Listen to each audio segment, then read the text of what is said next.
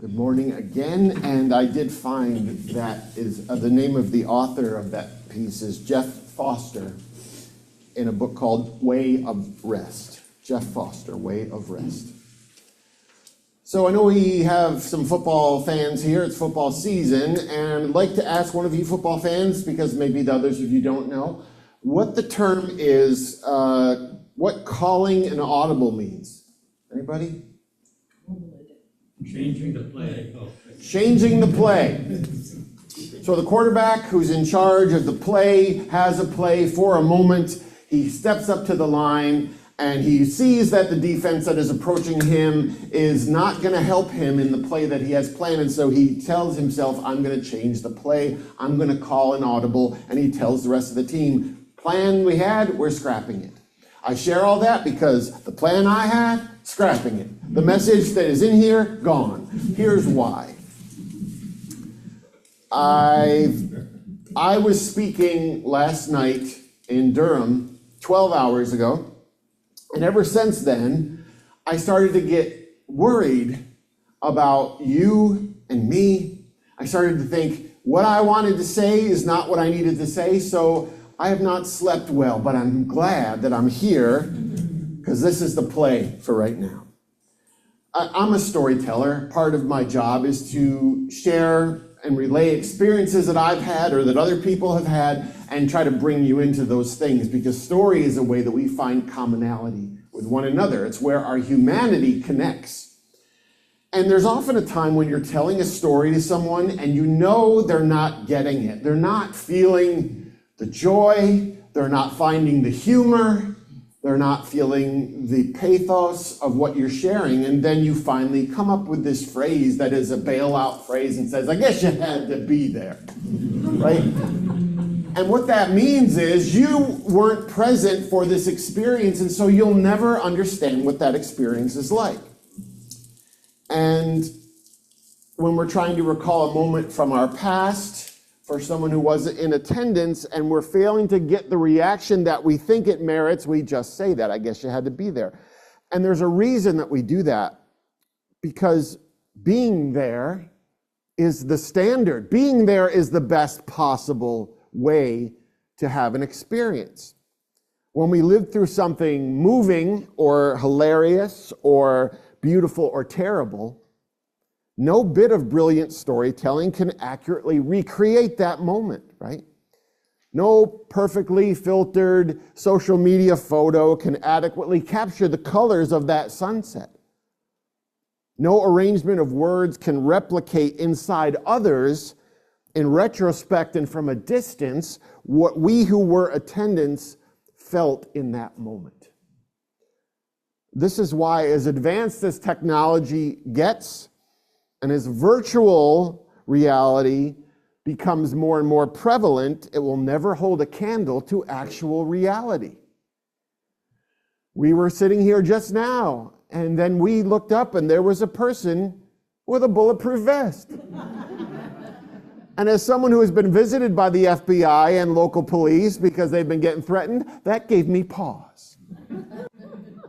But nothing is as powerful as presence. And you know this because of the first-hand stuff that you have stored up inside you, that no one will be able to really understand or appreciate. You have a life that is entirely yours alone. Our most joy-inducing, our most painful memories are the unprecedented scars and rewards of the road that we've walked, of showing up in that razor-thin section of space and time that only we and those in close proximity to us occupied while we were making a memory. And those countless moments of being there, all strung together, those things form our never-to-be-repeated stories. They form our passions, they define our legacies. Our lives are the sum total of every hysterical, terrifying, indescribable moment we earned by showing up. Everything we talk about in this room on Sundays, every bit of strength and beauty and goodness that we're trying to cultivate internally will require movement from wherever we are presently. It will necessitate exterior change. And no matter how much work we do to internally renovate ourselves into people who can be what the world needs, it's all kind of useless if we only have it in our heads. All our aspirations, all our dreams, all our desires, all the things we want for this world, all the things we want for people we love. If we don't actually show up and step inside people's spaces and deliver that tangible counterpunch of humanity to all the inhumanity that they're experiencing, everything out here will not change. And parents in this room or listening online, if you have raised someone or been in a caregiver position, you understand the power of presence, right? Every so often, being a dad, my children remind me of the power of presence. And I remember one afternoon, it was football season, just like it is now, and my 12-year-old at that time walked into the bedroom, and I was working. I had my head down in the computer, as I often do, and I was fully absorbed in the important work of the world, which meant arguing with a stranger online who may or may not be an actual human being. And my son said, "Hey, Dad, you want to go throw the football?" And I stopped and I said, "Sure." And he made a fist and he curled up his bicep and shouted, "Yes!" And then he bounded down the stairs and said, "I'll see you outside." And his enthusiasm kind of shocked me in the moment. It didn't seem proportionate to the occasion. It was just a few minutes in the yard, and he'd acted like he'd won a prize. And I soon realized that in his mind he'd won time with his father. And I then remembered that feeling, how much I treasured the times with my dad when I was his age, how everything was an epic adventure whenever he and I were together, how important and loved I felt no matter what we were doing. Ordinary stuff became spectacular. Otherwise, mundane activities were transformed. And looking back now, none of my life and my time with him seems ordinary or mundane. There are some of the sweetest memories I have of my childhood, sewn into my heart at a young age and embedded into the deepest marrow of who I am today. And I was able to pass that on to my son simply by showing up. I'm a big 70s TV show fan. I watch all the TV shows that I watched when I was 11 or 12 or 13. And that's really weird for people my age because they talk to me about shows that are on now, and I really don't have too much recollection of them. But I was watching MASH again, and one of the shows, it's Christmas at the 4077. And Colonel Potter, he's this benevolent leader, and he's sort of the father figure for everyone there. And he's trying to cheer up the team of doctors and nurses because they're passing another holiday while they're thousands of miles away from the places they call home and the people they love. And he reminds them that no matter where they wish they were, they need to remember where they are presently. And he gave them a pep talk and he said, "If you ain't where you are, you're no place." And I thought, here's this fictional character giving me the realistic truth. We have to figure out how to be really where we are at any given moment because that is the holiest of ground. Right? We need to be present to fully see people, to be aware of the need around us, and to realize how we are positioned to respond to that need. And these things, people in our path, their need and our ability to respond are so easy to miss, right? Because of a million critical things that threaten to distract our attention away from where we are.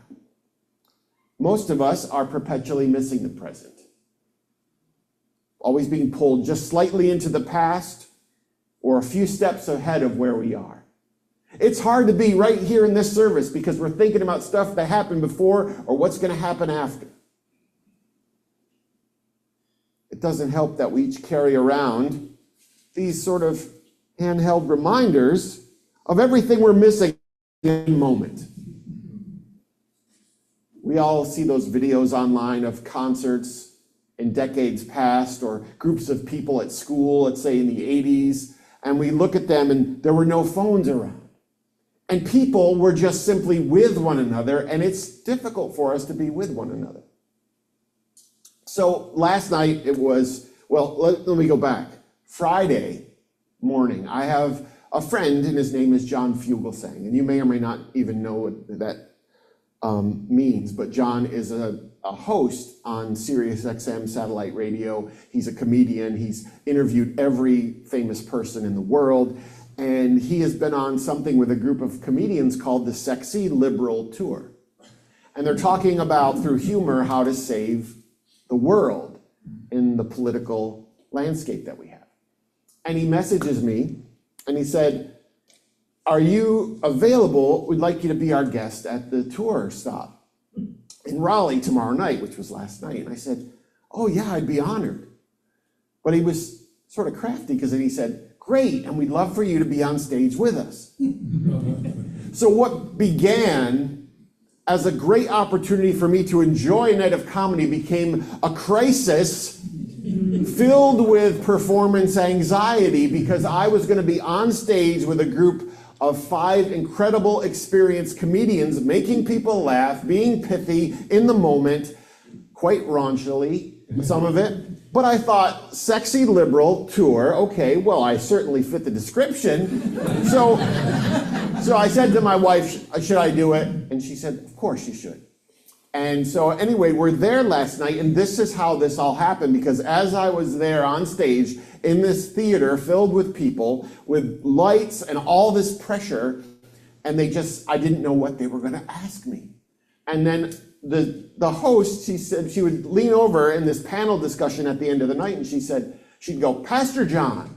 And when she said that, my stomach began to turn, because I didn't know what she was going to say, and I thought, I better have something coherent to respond with. And I talked to the people, and I shared many things like I would share with you. Here's why this caused me to speak these words today. Because I've been worried about you, and I've been worried about me, and I was worried about the people in that theater last night. Because we're not all fully here, are we? We are here, and we're in a Tuesday in November, aren't we? Like, many of us are in November 5th. And normally I would want to talk to you about what you need to do and be and work toward for November 5th. And I thought, that's not fair to you. It's not fair to me. Because November 5th is 43 days away now. I'll drop this nugget that I shared last night because it is pertinent to the 43 days away. The former president won the state of North Carolina by an average of 28 votes per precinct. And what I thought was, I bet we all know 28 people. I bet through our friendships and our families and our coworkers and our classmates and our social media influence and our neighbors, we could reach 28 people and have conversations and encourage them and change their minds. And that was my message. I got up there at the end of the night, and they said one last statement. I said, 28. You have 44 days at that time to reach 28 people in your life, and we can flip North Carolina blue, and we can change the trajectory of the nation. But I don't want you to think about that right now. Because 43 days from now, in those 43 days are 1,032 hours. In those 43 days, there are 61,920 minutes. In those 43 days, there are 5,349,888,000 seconds that you, God willing, fate's willing, are going to experience. Think about how much life you will experience in 43 days. In 1,032 hours. In 61,920 seconds. Or hours, sorry. How many quiet moments will you have with your partner or spouse in that time? Or how many moments will you have with your children? How many decisions will you make in those 43 days? How many conversations will you have? How many ways will there be for you to show compassion to people? How many opportunities will you have to create and to plan and to work and to dream and to simply be in those 43 days? And I don't want you to miss your life during those 43 days looking at that 43rd day. Does that make sense to you?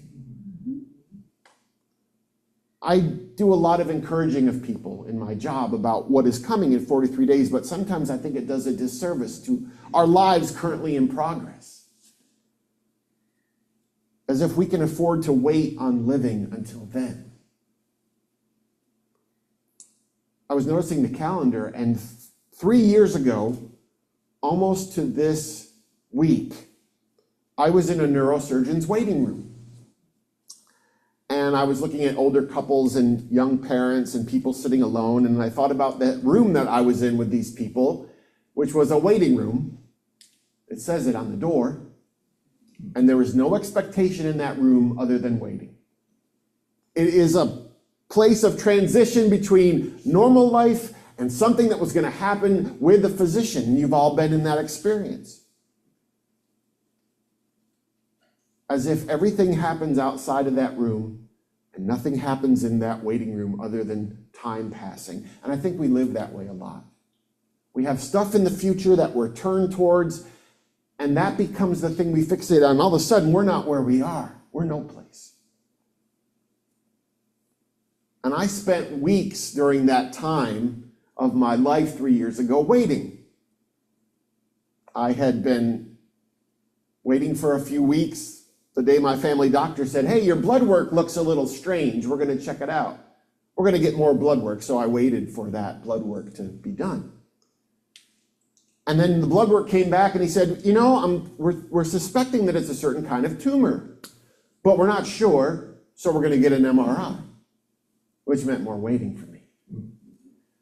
And then I got the MRI and he said, okay, it's definitely a tumor in your brain, but we're not sure if it's a tumor that requires operation, so we have to do a few more tests. So we did more tests, and then they said, well, yeah, it's the kind that requires surgery. So then we planned surgery, and I had to wait for that. And here's what happened. In that waiting room that day, I realized that I had wasted so much of the time fixated on something that was coming but not yet there. I attempted to do all the normal stuff, right? I was getting the kids ready for school. I was having coffee with friends. I was promoting a book. I was walking the dogs, but I wasn't fully present ever because I was always preoccupied, part of my thoughts with what was going to happen. And I made a decision in that waiting room that day that I needed to do more living and less waiting. And I'd been reading this book at the time called The Obstacle is the Way by Ryan Holiday. And one of the central ideas is that every event that occurs in your life, it's not good or bad. You just editorialize the information. It's just information. And you decide if this is positive or negative, if it's terrible or beautiful. And what that meant for me was that I needed to let go of the what might be's and the not yet knowns and the I'd rather be doings and embrace what is right now. An amazing thing happened in my life. I got that surgery scheduled that day. And the next weeks became some of the happiest and most enjoyable of my life because I was present with my family. I was present with my friends. I slowed down. I savored the simple moments.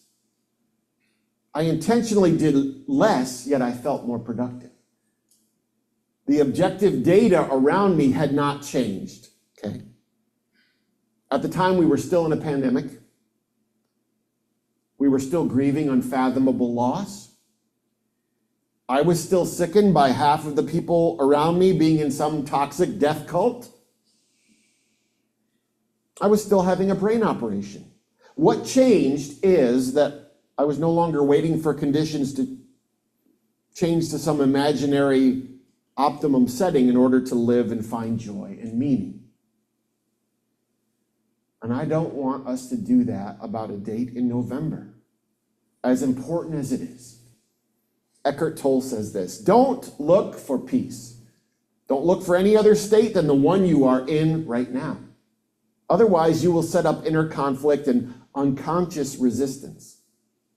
Forgive yourself for not being at peace, because the moment you completely accept your non-peace, then your non-peace is transmuted into peace. You disarm it. Anything you accept fully will get you there, will take you into peace. This is the miracle of surrender. Friends, one of the greatest temptations we face is the temptation to procrastinate away living until another time, as if the real stuff is coming around the corner. Once we get a little more money, or once we get past this procedure, or once we vote these people out, or once we lose a few more pounds. We're too often waiting for things to be right in order for us to be happy. But what if we decided that things are already right enough to be happy? I have 2 kids, and Selah is our daughter, and she is another one of my teachers. She's now 14, but she was about 8 or 9. And we were talking about something. It might have been about dogs or her school day or cartoons or whatever. And she sucker punched me with a bit of existential wisdom. She said, "Now is like nothing." I said, "What?" She said, "Have you ever noticed now is nothing?" And I said, "Well, keep going. I'm not sure." She said, "The second you know it's now, it's gone." And she immediately demonstrated by clapping her hands. She said, "Now, now, now." They're all gone. They're not now anymore. She said, "See, now's gone. Now is nothing." Or at least it feels like nothing, but actually now is everything. It's the only thing of this life that we truly have possession of, and the only moment we can truly hold in our hands, now. Everything in the past used to be ours, but now it's relegated to memories. And everything that's coming is not yet in our hands, and yesterday and tomorrow aren't very much, really, and yet that's where we spend a lot of our time. Which leaves us in a very tough spot today, figuring out exactly how to be fully and perpetually present as we can be, to move from regret of the stuff in our rearview mirror and fear over the stuff on the distant horizon, and spend most of our time seeing the road right in front of us. The heart of leaving regret and fear and being here and now comes down to our attention and our gratitude.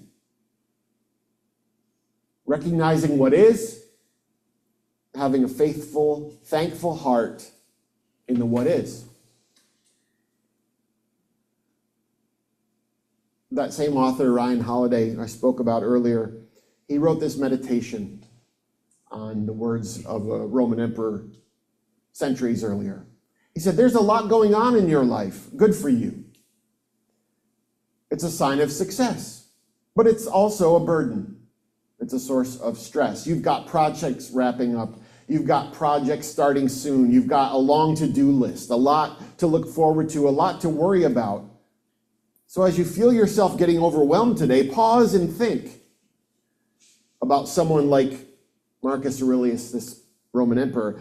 Imagine all he had going on, being the emperor and all. Imagine the plagues and the warfare that kept him far from home. Imagine the big family. Imagine the losses and the tragedies. Imagine all the people that wanted things from him. Imagine all that he wanted to do. Then remember his advice to himself. Marcus said, "Don't let your reflection on the whole sweep of life crush you.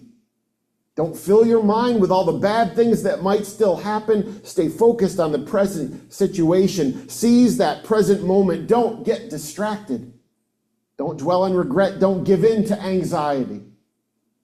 Look at what's right in front of you." Look at it with everything you have. The present moment is the same for everyone, no matter their job, no matter how well or terrible things have been going. The present is all any of us possess. To waste it, to let it escape you, to fritter it away with fear or frustration is not only to set yourself up for failure, it's a rejection of a beautiful gift. So, yeah, there's something coming in 43 days, and yes, it's important, but that's not the most important day of your life. This one is. 43 days, we may not all be here. 43 days, the people we love may not be here. 43 days, we could miss a lot, and I don't want us to miss it. So yeah, do all the things you need to do, but be here for them.